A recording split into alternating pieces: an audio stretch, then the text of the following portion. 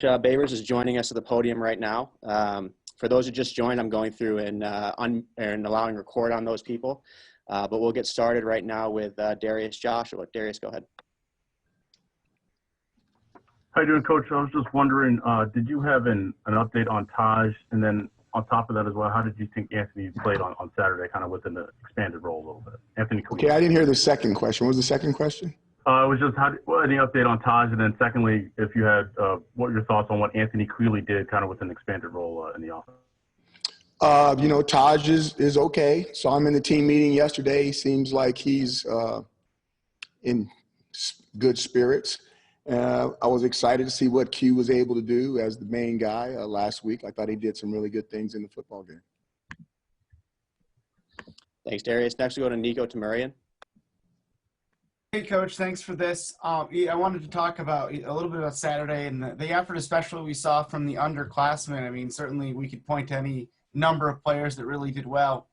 Is that more indicative of, we're several games into the season, they're getting more reps and growing, maybe even a turning point, or was it just one of those things that they, executed well and you're looking for more of the consistently great sort of thing? I thought I was really proud of how they played. We don't play games to lose. We understand what the result is, the result. But I really thought that they competed a lot better than they did the week before. And I told those young guys, I said, you're going to get a chance to tackle a first-round draft pick at tailback and a first-round draft pick at quarterback, and go measure yourself up to those guys. Now understand, getting them down on the ground is really a big accomplishment. So don't be trying to, to go out there and hit them as hard as you can. The key thing is to bring them down. And they had some misses early, but I also thought they had some growth in tackling those guys. Clemson has an amazing football team offensively and defensively, and I didn't feel like we were totally mismatched on the effort part of it. Physically, I thought we did some good things well, but they're bigger and they're stronger and they're older, and eventually they wore us down. Thanks, Coach. Next, we go to Mark Larson. Hey, Coach, how do you explain the difference in, I don't know if it's the way your team played or what, between Liberty and Clemson? Was it anything that happened last week that they just kind of had a come to Jesus moment, or, because that game, after what happened against Liberty, shouldn't have been as close as it was? I can't tell you. I mean, sometimes I think I've got the craziest profession in the world, undergraduate degree, master's degree, and I want my livelihood to depend on what 18 and 21-year-olds do. They look like two different football teams. It's something that I'm really proud of, the way they competed against Clemson. I'm not so proud about the way they competed against the other guys. But what we need to do is, I'm striving for these young people and for ourselves to be consistent, because that's what you need to do. You need to have a steady stream so that people can, make decisions off of you, and you don't want to be inconsistent. So we're trying and moving that way as fast as we can, but with the drastic age groups that we have, it's taken us a little bit longer than what I would anticipate. Thanks, Mark. Next, we'll go to Stephen Bailey. Hey, Dino. I wanted to ask you about putting Jacoby and Morgan in at the end of the Clemson game. Not surprised he didn't throw the ball behind the second-team line, but what went into your decision to put him in the game, and what have you seen from him these last few weeks now that he's kind of gotten a chance to practice a little bit? When he started, he had the first-team line in front of him. When he started, the first-team line was out there. My big thing is that was the first time that all the young people on the team got to play in front of a crowd. And I want to say there was about 20,000 people out there. Depending on where you played high school football, that would be the biggest crowd that you ever played in front of, and I'm pretty sure it was for Jacobian.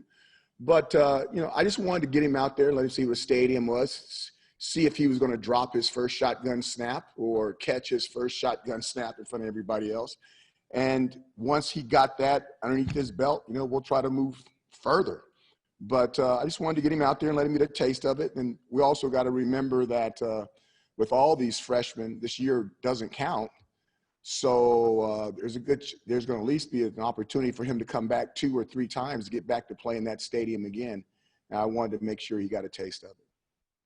So would you consider him your backup at this point? And is there any chance we see him in an increased capacity this weekend? Again, we're still trying to put our best guys out there, and we're going to play whoever we think those people are. And then there'll come a time, hopefully in games, where maybe we can play some of the backups and we'll try to get them in there. But we just got to see how it goes. Every game is different. Thanks, Dino. Mm-hmm. Next, we go to Josh St. Croix. Hi, Coach.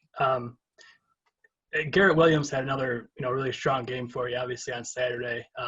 Just wondering if you could kind of take us back to training camp and just what you saw in him that gave you the confidence to make him a week 1 starter.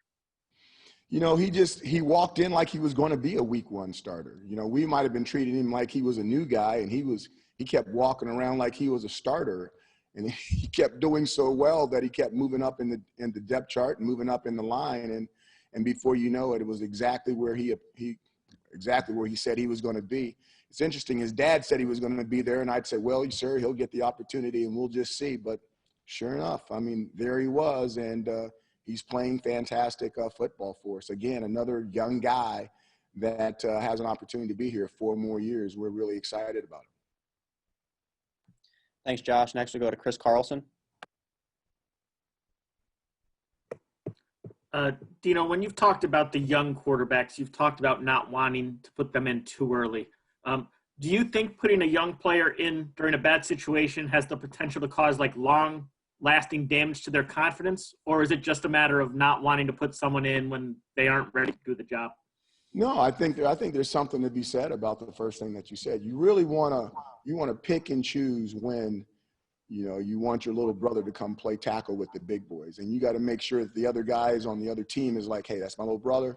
He's playing with us. We know he's little, but you don't need to be making him grow up in one football game. He's playing, and we understand, but treat him nicely. Well, in college football, you don't get to tell the other team to treat your young guys nicely. So I do think it's important that when you put them in the game, that they really have an opportunity to not only match up from a mental situation, but from a physical situation, that they're gifted enough that they can protect themselves and maybe come out of a bad encounter if they run into a car wreck somewhere, that they're going to get up and be able to take care of themselves. So I think it's important to if you have an opportunity to, when you introduce them to big time college football, so to speak, instead of just throwing them out there. Does getting through Clemson change the calculus at all for you moving forward? You guys haven't talked about Wake Forest has got a defensive end that's probably better than anybody that Clemson has. Carlos Basham, I say his name, number 9, is amazing. I'm watching him. I keep going, how much does he weigh? How much does he weigh? Because he is so fast. He had to turn down money last year to come back. He's so good. So, yeah, Clemson had a lot of big guys out there, but Wake Forest has got some bad guys out there too. So, hopefully, if we get an opportunity to put them in the game, they'll be able to navigate the alligator, so to speak, and they won't get bit. But there's good football players on all types of teams, especially when you're playing in the ACC Atlantic. Thank you, Dino. Thank you. Next, we go to Adam Hillman from the Daily Orange. Dino, so the team against Liberty, was a lot of big plays, especially in the running game. Whether that was in read option or not, against Clemson, those big plays weren't there. The longest game they had was 25 yards. So what can you say about the performance of Rob and Jihad, and how do you think they can take that going forward?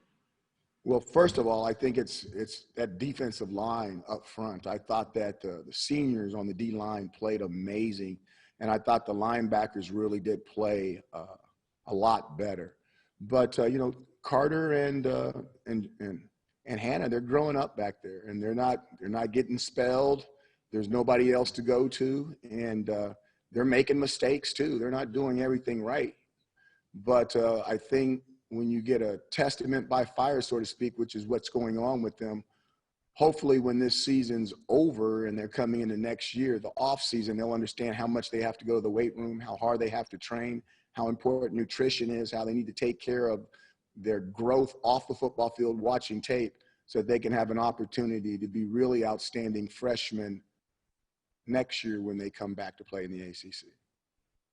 Yeah, and what did you see them learn from Andre? What did you see them pick up from him before he, opted out? What did you see them learn from him, and how did they get better from his? Well, I don't know if they learned it from Andre, but if you watched Andre Cisco, the one thing that he's always done since he's been here is he's always treated his body and his mind like he was going to play in professional sports. I mean, he was in the training room more than anybody, and he wasn't hurt. He was the guy watching film more than anybody, and he was one of the best guys in the back end as far as knowing what to do. He was constantly training his body as a professional, mentally and physically. And I don't know if they got that from Andre or not, but if you're watching Andre Cisco and you get a little bit of that residue off of him, I think it's going to make you a better football player. Thanks, Coach. Mm-hmm. Next, we'll go to Christian de Guzman. Hey, Coach, I wanted to ask about Sean Tucker. We didn't see him that much in the second half after he went down with that injury. Do you have an update on him and what his status might be for the Wake Forest game? I do not have an update yet. It's still Monday. That normally happens later on in the afternoon. Our doctor has to get off of work because he has another job. And then when he gets off the operations and all the stuff that he's doing, he normally comes by late Monday. So I won't have that information until later today. So, but he's obviously had a tremendous season, Sean has, and he's really been a revelation for you guys. What has he done well in the running game that maybe the other running backs on the roster haven't quite done as well? You know, I think when I think about running back, first of all, it makes me think about my dad that's no longer with us, because he always says the best there ever was Jim Brown, and he wouldn't talk about anybody else. And I'm saying that long before I ever thought I'd be the head coach at Syracuse. That was drilled in me. But I think the biggest thing with running backs, regardless of their style, whether it's Jim Brown, the late Walter Payton that just passed away, you know, all the greats, the first guy doesn't bring them down. I got an opportunity to meet Earl Campbell when I worked back in the state of Texas. And Earl Campbell didn't have a lot of moves. He had speed, but he didn't have a lot of moves. But the first guy didn't bring him down. Jim Brown, the first guy didn't bring him down. Walter Payton, first guy didn't bring him down, you know. And that is what Sean has. The first guy rarely brings him down. And good backs make yard after first touch or yards after contact. And he has a lot of that. When you're rolling up the yak, so to speak, it normally means that you're somebody that you can turn around and hand the football to a large amount of times and get a lot of production from. Thanks, Coach. Mm-hmm. Next, we'll go to Nate Mink. You know, I recently read Earl Campbell actually played with spinal stenosis, which is pretty wild to think about. He was a BA, Nate. You might have to go check that out and see what those initials stand for, but he was a straight BA. Yeah. I think I used that word in a story last week, actually. I wanted to ask you to go wide a little bit on recruiting and give an appraisal on how you think you've done, particularly on the offensive side of the ball over the last 5-6 classes. And if I could connect that to a follow-up, as you've settled into the job here at Syracuse, have you noticed a change in recruiting at the Power 5 level than when you were last at this level at Baylor 10 years ago? Okay, first of all, that's vast. Okay, let me go back to the first part. Recruiting is such a turkey shoot. You know, you sometimes you get guys that fit the body type, the size, the speed. You bring them in, and they're just missing that something, and they don't pan out the way you want. And then sometimes you look at guys like Chris Elmore, and you're like, oh, this guy is this and that. You don't want that guy. You don't want that guy. But golly, you love the way he plays on tape, but he's not going to be able to survive. He's not big enough. And then you bring him in, and he plays 4 or 5 positions for you, and you wish he could play all 11 positions because you know you'd have a winning football team all the time. So the hardest thing about recruiting is opening a guy up and see what kind of heart he has. That's the one thing we're not allowed to do. We're not allowed to put them on an operating table and open them up and see the size of their heart. And so much of this stuff comes down to either being freaky with God-given ability, where God says, hey, I want to make a running back, I want to make a quarterback, I want to make an O-lineman or a D-lineman. Okay, I guess those guys are normally the 5-star guys that anybody can pick, and they're fantastic.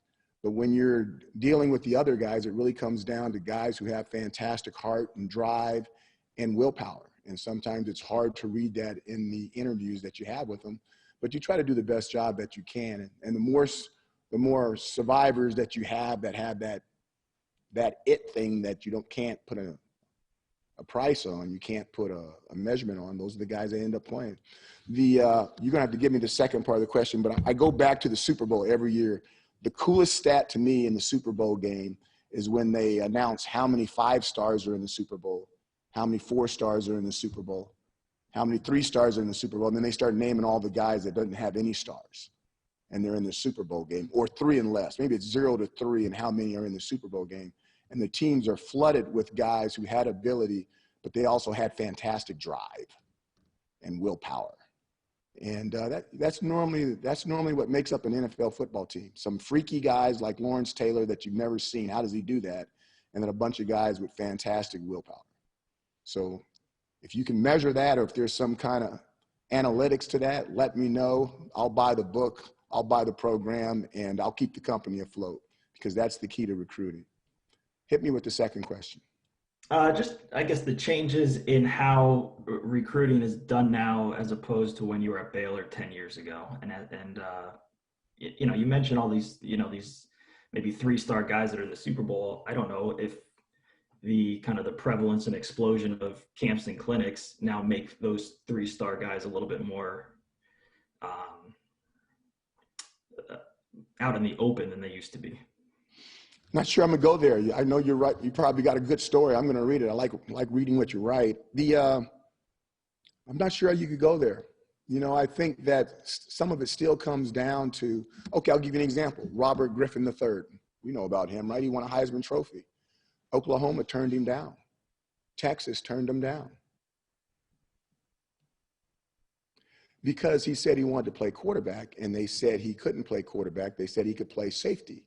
And he said he didn't want to play safety. He said he wanted to be a quarterback. And they said, you can't come to Texas and you can't come to Oklahoma as a quarterback, which is the reason why he signed with the University of Houston, because Baylor turned him down and said they didn't want him to be a quarterback either. So then he committed to Houston. Baylor fired his coach. The coach from Houston went to Baylor, and he only took one recruit, and the only reason he took that, I shouldn't speak for him, but I was under the impression the only reason he took that recruit was because that recruit always wanted to play at Baylor, and he knew it in recruiting him at Houston. And the recruit called him and said, Coach, you know my dream school's always been Baylor. You got to take me with you. Please take me with you. So he did. And then the guy goes to Baylor, plays quarterback, wins a Heisman Trophy, and gets drafted in the National Football League in the first round as a quarterback, even though 2 prominent schools said he wasn't good enough to play quarterback for them. Recruiting. I guess I was asking more along in terms of how recruiting departments are structured these days as they were even maybe 10 years ago. And if that's exploded, and if that has gone in a totally different direction that you felt you needed to adjust to. Yeah, I'm not sure where you're going. My biggest thing is this: you have to know the high school coach, and you got to know people who know the player. And then you have to watch tape on the player, and then you have to get as much information as you can about the person's character and what kind of person you're dealing with and what they like to do for fun. Because some things that people like to do for fun may not be what I consider fun, and I'm not sure I want those guys doing those type of things here in Syracuse, New York.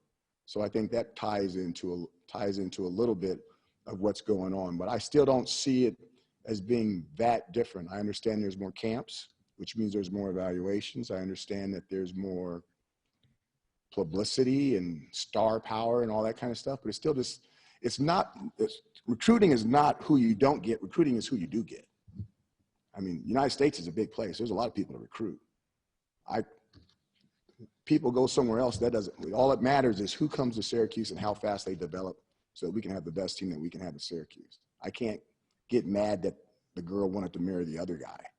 I need to be more concerned about who I married. Thanks. Okay. I should go to Matt Hausworth. Dino, you mentioned obviously Boogie Basham, the defensive end for Wake Forest, and just how good he's been. I guess, how do you even plan on stopping a guy like that? And again, I mean, it's another week in the ACC. Wake Forest coming off a win against a nationally ranked team. I guess, what's the outlook on the Demon Deacon? They're good. I mean, like I said, this guy may be the best defensive player we've played all year, and you're going to be like, oh, you're saying – no, he's better. This guy is good. and he's freaky. And like I said, he had to have an opportunity to come out early, which again just shows me once again guys making decisions on whether they want to come out early and get drafted in low rounds or stay to get the money you deserve by getting drafted in higher rounds. Well, he stayed around, and now he's going to get an opportunity to make a lot of money. I mean, when you turn on the tape, he literally stands out. I wish you could be at the game, because when he comes off, it's one of those deals like, okay, that's a dinosaur. That's a dinosaur. Who's Godzilla? Okay. I mean, this does not look like – that's the king of the lizards right there. This guy is unbelievable. And I mean, it'll be interesting looking at him, but I'm glad that this is the last time we're going to play him. He is really, really something, and you should see him run. He's that thing I was just talking about to Nate, where I said there's overachievers in the NFL, and then there's freaky people that God said, I'm going to make you a football player. And Carlos is one of them. And then following up with Wake Forest, I mean, you know, this was a really exciting game at the Dome last year. I guess tell me, you know, what makes this this matchup so good? And, you know, think back to that game last year with Trill with the interception. You know, it just seems like every one of these games have been tight, and it's going to go down to the wire. I can't even halftime scores. I remember the one they got from us at the Dome. I think we were ahead at halftime, and then all of a sudden they just came storming back. This game is never over, and it seems like the two teams, the two coaching staffs, the players really get after each other, and no one quits until the final whistle. Thanks. Thank you. Next, go to Ben Shulman from WAER. Hi, Coach. You know, next week against Wake Forest, this is a matchup of two former Bowling Green coaches, you and Dave Clawson.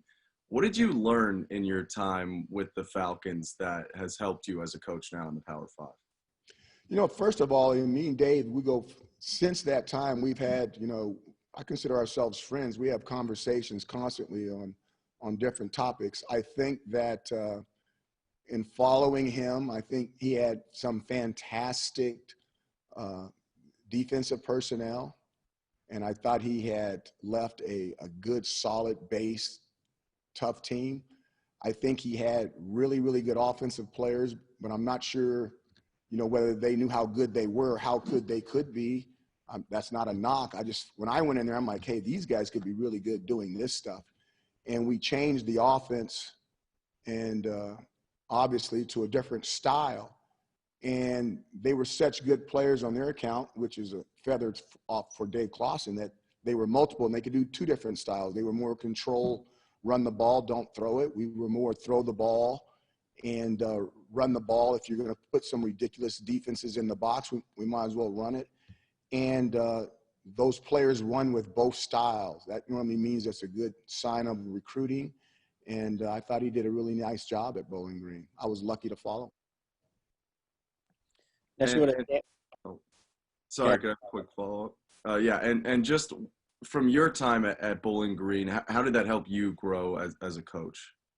You know, Bowling Green was a very unique place. First of all, it's the coldest place I've ever been at night in November. The being there and then you're seeing it's about, I don't know, it's 45, it's 50 degrees, and it's a nice day, and you're all excited. And now you're November, and you got that, what do you call that MAC thing they do at night? I can't remember.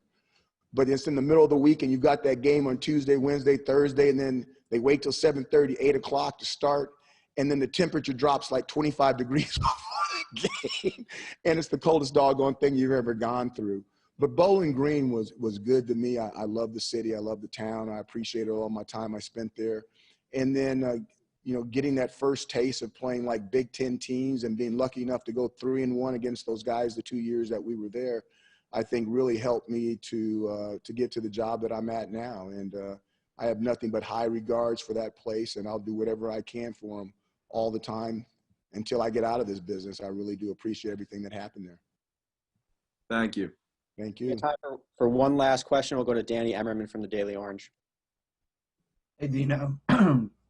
On fourth downs this year, the team is 3 of 12 on converting. Last year, the rate was a little bit better, but still last in the ACC.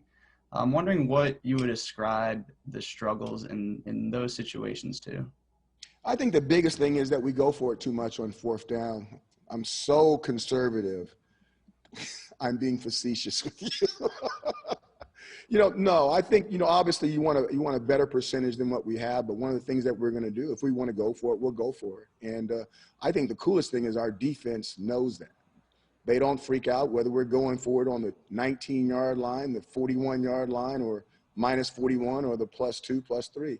They know that we go for it on fourth down. Sometimes it's a flow of the game type thing, and they need to be ready to come out and put the fire out regardless of what we decide to do on offense. We wish we had a better percentage, but that's not going to keep us from doing the things that we need to do to win the game. I guess when you do decide to go for it, how would you describe your play calling philosophy in those situations? Unpredictable. Got it. Thank you, Dino. Thank you. Thank you, Coach. That concludes today's press conference. Media, as always, if you have not yet RSVP'd for tomorrow night's player interviews, please send those along to me today. Thank you. Thank you.